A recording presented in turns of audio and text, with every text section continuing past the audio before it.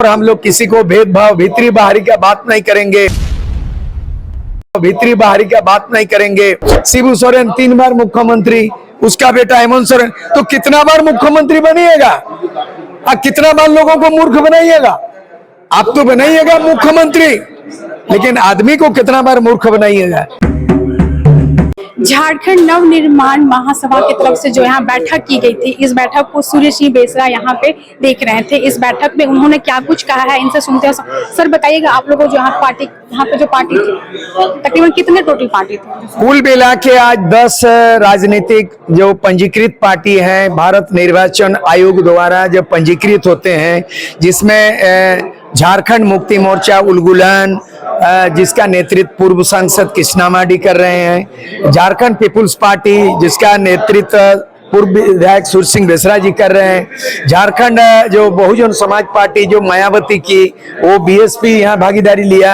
उसके बाद तमाम यहाँ पे कुल मिला करके यहाँ है जैसे आरपीआई अम्बेडकर पार्टी, उसके बाद लोक जन समाज पार्टी भारत वो प्रतिनिधित्व किया, और ओबीसी साहब जो हैदराबाद से एमपी रिप्रेजेंट करते हैं उनका पार्टी प्रतिनिधि, AIMIM उसका प्रतिनिधित्व किया। कुल मिला के 10 पार्टी प्रतिनिधि हुआ। हर एक 10 पार्टी से 2-2 प्रतिनिधि मिला के एक संचालन समिति बन गया, सहमति। और हमारा जो गठबंधन का नया नाम होगा वो नाम होगा जनमत, यानी जनमत झारखंड नवनिर्माण महासभा।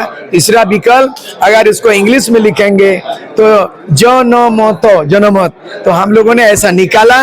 और लोकतंत्र में जनमत, बहुमत, सहमत बहुत अहमियत रखता है। तो आने वाला दिन में शहीद निर्मल महतो के शहादत दिवस, जहाँ पे 8 अगस्त जमशेदपुर में संचालन समिति की बैठक होगी, जिसमें कौन पार्टी कहां से लड़ेंगे, सीट शेयरिंग होगा, और घोषणा पत्र का क्या स्वरूप होगा उसका ड्राफ्ट भी वहां तैयार हो जाएगा। अगले 8 तारीख को एक नया चीज आ जाएगा कि कौन कहां से लड़ेंगे, लेकिन कुल मिला के हम 81 सीट पे लड़ेंगे और हम लोग सबको प्रतिनिधि देंगे। कम से कम मिनिमम महिला प्रतिनिधि 10 होना चाहिए, मुस्लिम प्रतिनिधि 10 होना चाहिए, और आदिवासी रिजर्व सीट से 28 रिजर्व है, और दलित से 9 सीट है, सामान्य जाति से कम 10 लोगों को मिलना चाहिए जो आरक्षित नहीं है। तो ये तमाम हम लोग सोशल इंजीनियरिंग करेंगे, और हम लोग किसी को भेदभाव भीतरी बाहरी का बात नहीं करेंगे, और किसी को हिंदू मुस्लिम सांप्रदायिक मुंह नहीं आएगा, सबको लेके चलेंगे। सर अगर बात करें कि यहाँ पे जो आप लोग यहाँ पे जो कर रहे हैं, जैसे कि यहाँ पे आपका मेन मकसद है कि झारखंड को लेके, झारखंड, तो यहाँ पे जनता के किन मुद्दों को लेकर आप लोग आगे बढ़े? नहीं, सबसे बड़ी बात है 24 वर्षों के अंदर में जो है ये 13 बार मुख्यमंत्री बदले गए, 13 बार मुख्यमंत्री बदले गए, और 5 बार चुनाव संपन्न हुआ, 3 बार राष्ट्रपति शासन लागू हुआ, लेकिन 24 वर्षों के अंतराल में कोई बदलाव तो नहीं हुआ। इवन जो स्थानीय नीति हर एक राज्यों का होता है, आज बार 1932 लगाया जा रहा है, लेकिन आज तक 24 साल में इन सरकार ने बीजेपी भी नहीं बना पाया गठबंधन, जेएमएम कांग्रेस भी नहीं बनाया, तो बनाएगा कौन? तो बनाएगा हम लोग। और उसके बाद नियोजन नीति, अब बिना नीति, बिना नियोजन नीति, आरक्षण नीति नहीं है, नौकरी दे रहे हो। अभी हाल में आया कि हम धड़ाधड़ नौकरी दे रहे हैं, भाई आप 3 चीज तो बनाओ, उसके बिना तो आपका नियम नीति असंवैधानिक है। तो इसीलिए हम लोग यहाँ का भाषा नीति हम लोग हिंदी में अभिव्यक्त कर रहे हैं, लेकिन झारखंडी लैंग्वेज बोलने से 9 गो लैंग्वेज है। यहाँ का संथाली, मुंडारी, कुड़ू, कुड़माली, कोठा 9 भाषा है। यहाँ का बांग्ला भाषा भी मान्यता होना चाहिए, उर्दू भाषा से भी होना चाहिए।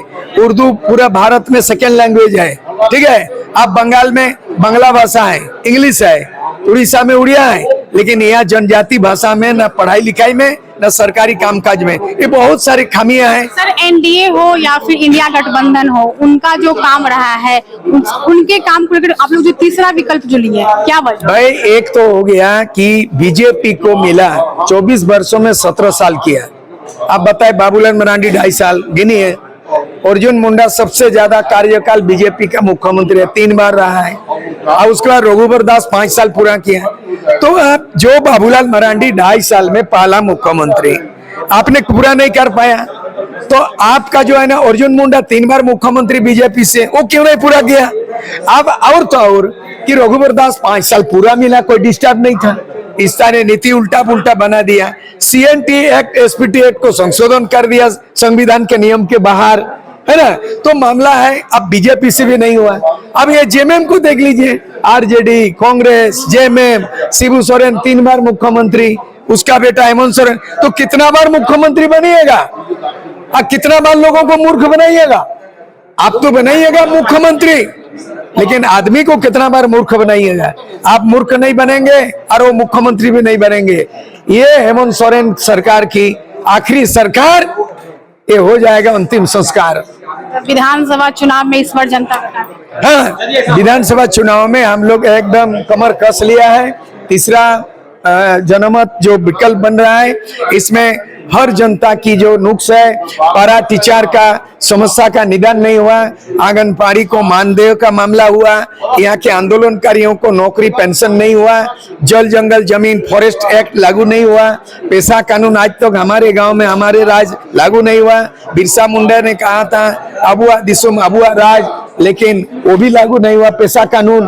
तो बहुत सारी चीजें हैं, हम लोग तमाम चीज समेटेंगे और जो उद्देश्य था झारखंड आंदोलन के लिए अलग राज्य बनाने का, उन तमाम उद्देश्य अधूरा रह गया है। बिरसा मुंडा का सपना अधूरा रह गया है, उल्लंघन करके CNT का उल्लंघन हो रहा है। ये तमाम चीज का विकल्प जनमत है। सर इसको आप कैसे देखते हैं, जो कुछ समय पहले ही यहाँ पे जो झारखंड में जो सहायक पुलिसकर्मी थे उनके ऊपर लाठियां बरसाई, कितना लगता है क्या सही कर रही है राज्य सरकार? ये तो बड़ा दुर्भाग्यपूर्ण घटना है, निंदनीय घटना है कि पुलिस द्वारा पुलिस का पिटाई होना, ये तो बहुत निंदनीय है। इसलिए रक्षक ही रक्षक को मारे तो ये बहुत दुर्भाग्य है। इसीलिए ये छात्रों के आंदोलन को दबाने की कोशिश किया लाठी डंडा से, और ना सिर्फ पुलिसकर्मी की पिटाई नहीं, जितना झारखंड पब्लिक सर्विस कमीशन उसका भी लगातार एक लड़ाकू साथी जो हम आशीर्वाद देंगे, मेरे शिष्य भी है वो जो देवेंद्र नाथ महतो, जो उनको 18 जगह चोट लगी है, पुलिस कर्मियों का नेतृत्व करने शांति प्रिय बैठे, उसको पहचान के चिन्हित करके पीटा गया। ये घोर अन्याय की बात है, ये मानव अधिकार का उल्लंघन है और ये मौलिक अधिकार का उल्लंघन है कि right to speech, right to assembly, protest करना, ये हमारे संवैधानिक मौलिक फंडामेंटल राइट में आता है। लेकिन इस तरह किया है। उसी तरह पाकुड़ में KK कॉलेज में 26 तारीख रात को जो है ना, पुलिस रात को 12 बजे धावा बोलती है और सोए हुए बच्चों को अंधाधुंध पीटता है और सैकड़ों बच्चे घायल हो चुका है। तो ये लाठी डंडा की सरकार कब तक रहेगी? तानाशाही की सरकार, निरंकुश की सरकार, ये सरकार को उखाड़ फेंकेंगे। और ये हेमंत सरकार, JMM कांग्रेस की सरकार अब नहीं है दरकार, अब हम लोगों का जनमत की होगी सरकार। एक आखिरी सवाल सर ये रहेगा, JVKS के जो अध्यक्ष जयराम महतो यहाँ शामिल नहीं हुए हैं। मैं बार बार आग्रह किया, निवेदन किया, उसके तमाम जो सहयोगी है उनके प्रवक्ता से हमारी एक राउंड बात हुई है, उनके सहयोगियों से हमारी कई बार मीटिंग हुई। आज के मीटिंग में भी JVKS के जयराम महतो को मालूम है, कल जो है ना 28 तारीख को धनबाद में उनके महासम्मेलन हुआ, सार्वजनिक रूप पर प्रेस वार्ता में बोला कि सूर्य सिंह बेसरा द्वारा आयोजित जो है ना जनमत तीसरा विकल्प के लिए आ रहे हैं और हम लोग जाएंगे, कोई ना कोई प्रतिनिधि। मैं राह देखते रहा, आया नहीं, फिर भी नहीं आए, देर सवेर हम इंतजार फिर भी करेंगे। उनके लिए दरवाजा बंद नहीं होगा कि हमारा अगला मीटिंग तक 8 अगस्त तक निर्मल महतो के शहादत दिवस जमशेदपुर तक बैठक में आ जाए और शामिल होगा। कौन कहां से लड़ेंगे, कितने लड़ेंगे, ये बात की बात है, लेकिन अभी संचालन समिति अभी 10 पार्टी का बन गया है।